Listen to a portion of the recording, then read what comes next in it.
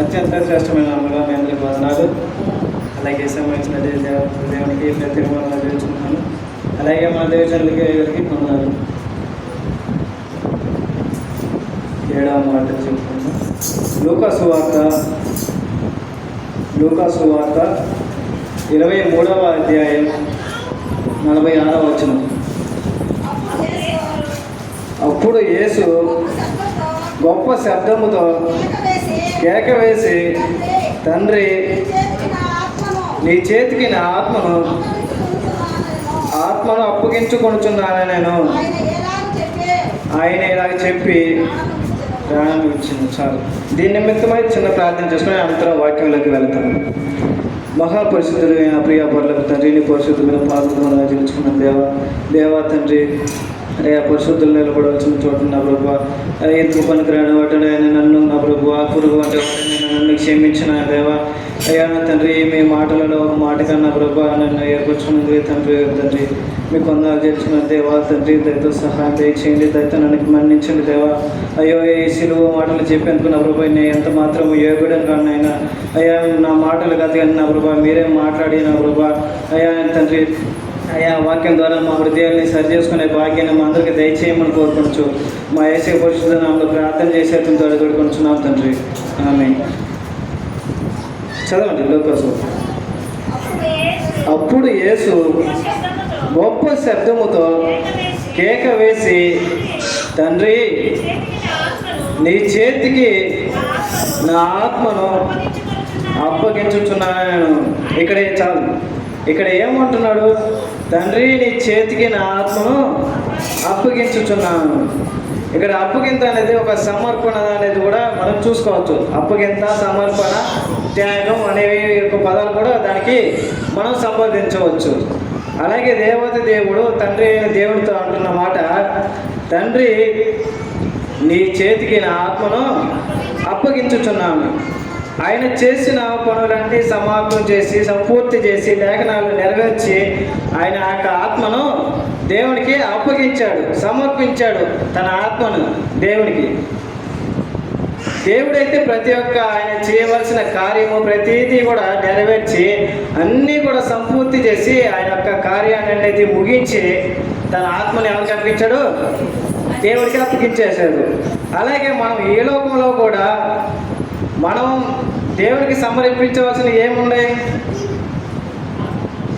మన దేవుడికి సమర్పించాల్సినవి మన పాట కూడా పాడతాం కదా, సమర్పణ చేయుము ప్రభువునకు నీ దేహము ధనము సమయమును అంటే పాట కూడా పాడతాం కదా. ఇంకేం మనం సమర్పించాలి? ఇక్కడ పాటలోనే ఉంది కదా. ఏం సమర్పించాలి? దేహము, సమయము, ధనము. ఈ మూడిట్లో మనం ఏది సమర్పిస్తాం? సమయం కూడా కాదు. మన దేవుడికి ఏది అప్పగిస్తాం, ఏది సమర్పిస్తాం? మనం ధనం అయితే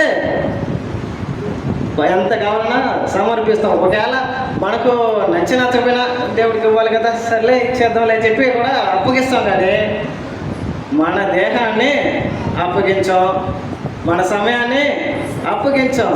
ఎందుకంటే అవి మనకెంతో ప్రాముఖ్యం. కానీ దేవుడికి అవి ఇంకా ప్రాముఖ్యమైనవి. కానీ వాటిని అయితే మనం అప్పగించాం. కానీ మనం వేటిని అప్పగిస్తాం? ధనం. ఆ ధనం విషయంలో కూడా కొన్నిసార్లు మనం ఎలాగంటే, ఇప్పుడు ఈ జోబీలో ఒక 500 ఉంది, ఈ జోబీలో 10 రూపాయలు ఉంది. మనము 10 రూపాయలు తీయాల్సినది పోయి 500 తీసంటే అబ్బో 500 వచ్చేసిందే, ఈ దేవుడికి ఏమి వస్తారా, దేవుడి కూడా ఈ కాదులేండి ఈ డబ్బులు, ఈ పక్క జోబులు ఈ డబ్బులు లేదని చెప్పి ఈ 10 రూపాయలు తీసి ఇస్తాం. దానిలో కూడా మన కొరతలు అనేవి చూస్తాం. దేవుడికి ఏది సమర్పించాలన్నా మనం దానిలో కొరత అనేది ఖచ్చితంగా ఉండి తీరుతుంది. కానీ అలాగే కోరుకోవట్లేదు దేవుడు. మనది ఏం చేయాలంటే మన హృదయాన్ని సంపూర్తిగా దేవుడికి అప్పగించినట్లయితే, ఆయనకి సమర్పించుకున్నట్లయితే మనం ఎన్నో విజయమైన కార్యాలు చూడగలం, ఎన్నో అద్భుతాలు చూడగలం. ఎక్కడ కాదు, మన గృహంలోనే చూడవచ్చు, మన మందిరంలోనే చూడవచ్చు.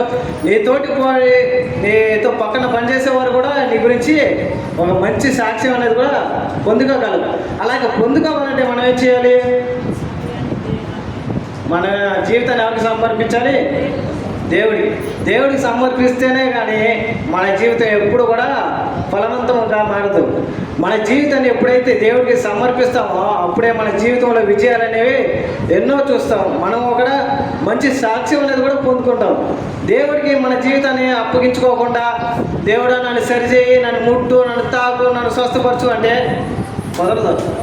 నీవు నీ దేహాన్ని దేవుడికి అప్పచెప్పి దేవుడన్నా స్వస్థపరచు అంటే స్వస్థపరుస్తాడు. నీ సమయాన్ని, నీ పని పాటలు ప్రతిదీ కూడా దేవుడికి అప్పగిస్తేనే వాటన్నిటి నుంచి నీకు దేవుడు మంచి విజయాన్ని చేకూరుస్తాడు. అంతేగాని దేవుడు నా ఇష్టానుసారంగా నేను జీవించేస్తాను, అక్కడికి వెళ్ళిపోతాను, ఇక్కడ తిరిగేస్తాను, ఇది చేసేస్తాను, ఇది చేసేస్తాను, నువ్వు అన్నింటిలో విజయం సాధించే అంటే అది కుదిరే పని కాదు. నువ్వు ఇప్పుడు జోదానికి వెళ్ళి దేవుడా ఈ బెట్టింగ్ ఆటలో నాకు మంచి డబ్బులు రావాలి, నాకు విజయం సాధించంటే అది కుదరదు. అది మనం ఏం చేయాలి? ఆయనకి ఇష్టమైన పనులు వాటిలో చేస్తూ వాటిలో మనం విజయం కావాలని కోరుకుంటే దేవుడు వాటిలో విజయం సాధిస్తాడు. ఇక్కడ ఎంతోమంది భక్తులు ఉన్నారు బైబిల్లో. వారందరూ కూడా వారి యొక్క జీవితాలని సమర్పించారు కాబట్టి వారి గురించి మనం చెప్పుకోగలుగుతాం. వారి యొక్క జీవితాలని వారు సమర్పించుకోకుండా ఉంటే వారి గురించి ఈరోజు మనం మాట్లాడుకోగలమా? అసలు వాళ్ళు ఎవరో చరిత్రలో ఉన్నారో లేరో కూడా మనకు తెలిసేది కాదు. అబ్రహాం ఉన్నాడు, ఇస్సాకుని అప్పగించాలని అదే దేవుడు బలిగా కోరినప్పుడు అతను ఏమనుకున్నాడు? సమర్పించాడా లేదా? సమర్పించాడు కాబట్టి ఈరోజు విశ్వాసులందరికీ తండ్రి అని ఒక మంచి పేరు పొందుకున్నాడు ఆ వ్యక్తి. అలాగే మన యొక్క జీవితం కూడా మన బ్రతుకుని ఆయన చేతులు అప్పగిస్తేనే మనం కూడా మన జీవితం కూడా ఫలవంతం అనేది జరుగుతుంది. మన జీవితాన్ని ఇంకా మన చేతిలో బిగిచి పట్టుకొని దేవుడు నన్ను ఆశీర్వదిస్తుంటే కుదరదు. మన జీవితాన్ని ఆయన చేతికి అప్పగించి ఇదిగో నా జీవితం, నువ్వు నన్ను ఎన్నుకున్నావు, ఎందుకు నిమిత్తం ఎన్నుకున్నావో నాకు తెలీదు, ఇది నా జీవితం నీకు ఇస్తున్నాను, ఈ జీవితాన్ని నాశనం చేస్తావో లేదా ఫలభరితమైన జీవితంగా చేస్తావో నీ ఇష్టం. ఇక నా జీవితం నీ చేతులకి అప్పగిచ్చాను అని చెప్పి ఒక నమ్మికతో చిన్న విశ్వాసంతో నీ జీవితాన్ని దేవుడికి అప్పగిస్తే చాలు. నీ జీవితం నువ్వు అనుకునే విధం కాదు, కానీ నువ్వు అనుకునే దానికన్నా రెండింపు ఘనత నీ జీవితంలో దేవుడు ఇస్తాడు. కాబట్టి నీ జీవితాన్ని, మన అందరి జీవితాన్ని ప్రభువుకి సమర్పిస్తే మనం ఏం చూడగలం? ఆశీర్వాదం చూడగలం, ఇంకా రక్షణ చూడగలం, ఇంకా స్వస్థత చూడగలం, ఇంకా ఇలాంటివి. ఈ మాటలే కాదు, ప్రతి ఒక్క మాట, ఎన్నో అద్భుత కార్యాలు, ఇంకా ఎన్నో చెప్పలేము. కేవలం వీటన్నిటికీ జరగాలంటే మన జీవితాన్ని ఎవరి చేతులు అప్పగించాలి? దేవుడి చేతిలో. ఒక బైక్ చెడిపోయింది, ఆ బైక్ని తీసుకుపోయి వేలు దాని దగ్గర ఇస్తే అది బాగా అవుద్దా? మెకానిక్ దగ్గరికి తీసుకుపోతేనే కదా అవద్ది. అలాగే మన జీవితాన్ని కూడా తీసుకుపోయి సైతాన్ చేతిలో పెడితే బాగవుద్దా? బాగవద్దు. మన జీవితాన్ని ఎవరి చేతిలో పెట్టాలి? మన ఆత్మని ఎవరి చేతిలో అప్పగించాలి? దేవుడికి అప్పగించాలి. దేవుడికి అప్పగిస్తేనే మన జీవితం కూడా ఇలాగా ఎన్నో విధాలుగా ఎన్నో కార్యాలు అనేవి చూడగలం. ఇక్కడ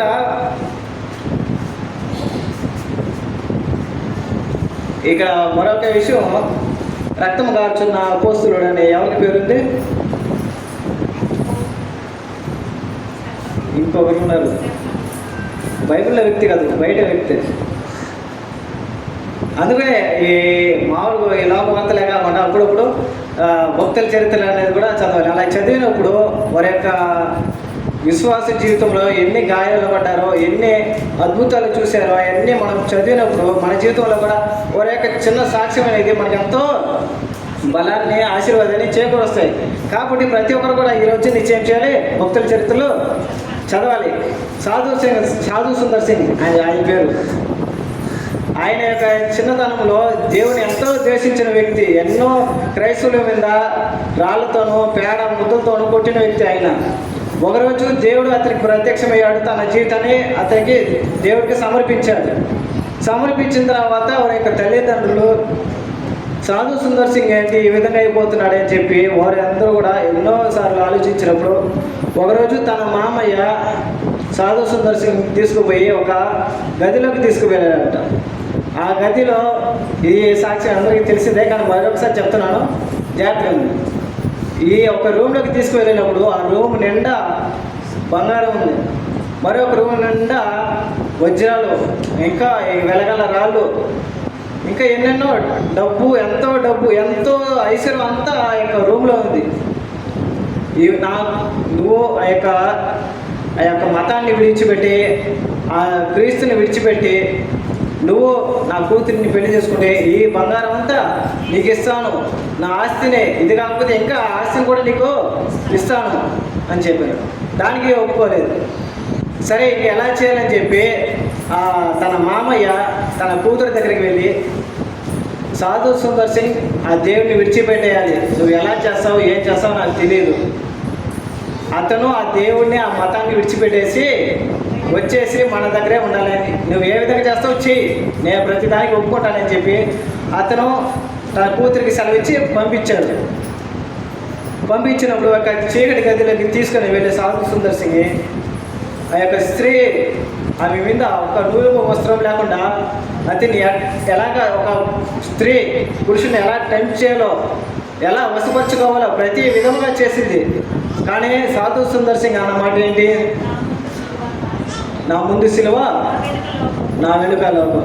దేనికి లొంగిపోయాడు సాధు సుందర్ సింగ్? దేవుడికి లొంగాడు. దేవుడికి తన జీవితాన్ని సమర్పించేశాడు. ఈ డబ్బు ఈరోజు ఉంటుంది, రేపు ఉండదు. ఈ వజ్రాలు, ఈ ఐశ్వర్యాలు, ఈ పేరు, ఈ ఘనత ఇవి ఈరోజు ఉంటాయి, రేపు ఉండవు. కానీ నేను ఉన్నా, చనిపోయినా, బ్రతికి ఉన్నా, ఎల్లప్పుడూ నా దేవుడు నాకు తోడుగా ఉంటాడు. కాబట్టి నా జీవితాన్ని ఆయనకి సమర్పిస్తే, ఈ జీవితం నాది కాదు, నా జీవితం ఆయన ఇచ్చినదే. ఆయన నన్ను పుట్టించకపోతే ఈ లోకంలో నేను ఈ ప్రకృతిని చూసేవాడిని కాదు, ఈ లోకంలో నేను నడిచేవాడిని కాదు, ఈ లోకంలో నేను జీవించేవాడిని కాదు.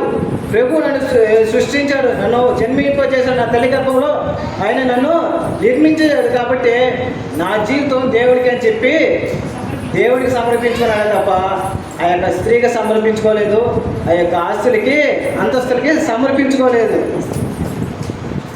అలాగే చేశాడు. కాబట్టి ఆ యొక్క భక్తుల గురించి మనం ఈరోజు కూడా చెప్పుకోగలుగుతాం. ఎంతోమంది భక్తులు తమ జీవితాలని దేవుడికి అర్పించారు. కాబట్టి వారి గురించి మనం ఈ దినాన్ని కూడా మనం చెప్పుకోగలుగుతున్నాం. వారి యొక్క మాదిరి మనకు ఆ దినాన్ని లేకపోతే ఈరోజు వారి గురించి మనం చెప్పుకునే వాళ్ళం కాదు. కాబట్టి మనము మన జీవితంలో విజయం చూడాలంటే, మన కుటుంబంలో సంతోషం చూడాలంటే, మన తోటి వారి దగ్గర మనం మంచి సాక్ష్యం కలిగి ఉండాలంటే మన జీవితాన్ని ఎవరికి అప్పగించాలి? దేవుడికి అప్పగిస్తేనే మన యొక్క జీవితం అనేది కూడా సంతోషకరంగా మారింది. మన జీవితాన్ని దేవుడికి అప్పగించకుండా అయితే నా జీవితం అంటే దేవుడు ముట్టుకుని రాబట్టేస్తుంది. ఇది మన జీవితం అనేది ఎప్పటికీ కాదు. ఆయన ఇచ్చిన ఈ యొక్క మాంసము, ఆయన ఇచ్చిన యొక్క భిక్ష మాత్రమే. ఈ యొక్క దేహం ఆయన ఇచ్చిన ఒక భిక్ష. ఈ లోకంలో ఒక మనము యాత్రికులమే, కేవలం ఒక టూరిస్టులు మాత్రమే, మనం యాత్రికులమే. ఈ లోకంలో చూసాం, బంధువులను చూసాం, రక్త సంబంధులను చూసాం, తల్లిదండ్రులను చూసాం, ఈ ప్రకృతి అంతనే చూసాం. ఇంకా మన సమయం అయిపోయిందంటే మనం ఎక్కడికి వెళ్ళాలి? లోకయాత్ర ముగించుకొని దేవుడి దగ్గరికి వెళ్ళాలి. కాబట్టి ఈ జీవితం మీద, ఈ దేహం మీద, మన చూపు మీద, మన పనుల మీద మనకు ఎటువంటి అధికారము లేదు. మనం దేవుడి మందిరానికి వచ్చి కానుకలు అప్పగించేస్తాం. దేవుడా నా కానుకలు తీసుకో, నన్ను ఆశీర్వదించే అంటే, నీ కానుకలు నాకు అవసరం లేదు, నాగానే గోల్డ్ అంత డబ్బు ఉంది, నీ చెత్త కానుకలు నాకు అవసరం లేదు, నువ్వు వేస్తే అంత గుమ్మగా వెళ్ళిపో అని చెప్పి దేవుడు అంటాడు. ఏంటంటే మన జీవితాన్ని సమర్పించుకోకుండా దేవుడు ఈ కానుక అంతటిని తీసుకో, నన్ను ఆశీర్వదించేయి అంటే కుదరదు. అలాగే ఆశీర్వదించే పాస్టర్లు ఎంతోమంది ఉన్నారు, సంఘాలు ఎన్నో ఉంటాయి. కానీ దేవుడు కోరుకునేది అలాంటి సంఘాలు, అలాంటి బోధలు కాదు. నీ కానుకలు దేవుడికి అవసరం లేదు. నువ్వు ఒకవేళ మందిరంలో పని చేసినా పని చేయకపోయినా వాటి కూడా ప్రాముఖ్యం కాదు. నువ్వు ఒకరిని క్షమించాలన్నా కూడా, నువ్వు ఒకరిని రక్షించాలన్నా, ఒకరి కుటుంబంలో నువ్వు నీకు తగినంత సాయం అందించాలన్నా, నీ జీవితంలో నీ జీవితం ప్రభువుకి సమర్పిస్తేనే ఒకరిని నువ్వు క్షమించాలన్నా, ఒకరిని రక్షించాలన్నా, ఒకరిని వ్యాధి కలిగినప్పుడు ఆ యొక్క వ్యాధి నుంచి విడుదల దయచేసేదానికి నువ్వు డాక్టర్ దగ్గరికి తీసుకుపోవాలన్నా కూడా నీ జీవితంలో ప్రభు ఉంటేనే. ఆ ప్రభు ఎలా ఉంటాడు? మన జీవితాన్ని సమర్పిస్తేనే. మన జీవితాన్ని సంరక్షించుకోకుండా దేవుడు నా జీవితంలో ఉండాలి అని చెప్పి పాట పాడితే కుదరదు. మనం ఏం చేయాలంటే మన యొక్క జీవితాన్ని ఆయన చేతులకి అప్పగిస్తేనే.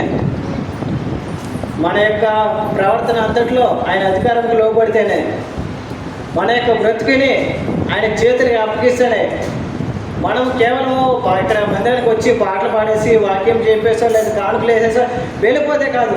వాటన్నిటికంటే ముఖ్యంగా ఆయన ఏం కోరుతున్నాడు? నీ హృదయంలో చోటు. ఆయన ఈ లోకంలోకి వచ్చినప్పుడు ఎక్కడైనా చోటు ఉందంటారా? అంటే సొంత ఇల్లు ఉందా? సొంత ఏదైనా ఎకరా భూమి ఉందా? అరెకరా భూమి ఉందా? ఏమీ లేవు. కానీ ఆయన కోరుకునేది ఏంటి? మన హృదయంలో చిన్న చోటు. తలుపు దగ్గర ఉండి తట్టుచున్నాను, ఎవడైనా నా స్వరం విని తలుపు తీసిన ఎడల అతనితో పాటు నేనును, నాతో పాటు అతను భోజనం చేస్తాను. దేవుడితోనే భోజనం చేస్తే ఆ యొక్క ఘనత మనకు ఎక్కడైనా దొరకదంటారా? ఒక ఎమ్మెల్యేతో ఫోటో దిగితేనే మనం చెట్టు ఎక్కేస్తామే. దేవుడితోనే భోజనం చేసే దానికన్నా ఘనత ఇంకేమైనా కావాలంటారు మనకు? దానికన్నా అర్హత, దానికన్నా ఆస్తి, ఇంకేమైనా దానికన్నా పేరు మనకేమైనా కావాలా? కాబట్టి మనం ఏం చేయాలి? ఇక్కడి నుంచి మన జీవితాన్ని దేవుడికి సమర్పించాలి. కాబట్టి మన యొక్క జీవితాన్ని దేవుడికి సమర్పించలాగిన పరిశుద్ధాత్మ శక్తి సహాయం చేసి కాబట్టి కాదు. ప్రార్థనలో ఉందాం. ప్రార్థన చేయండి. ఆఖరిలోకి వచ్చేసాం. టైం 2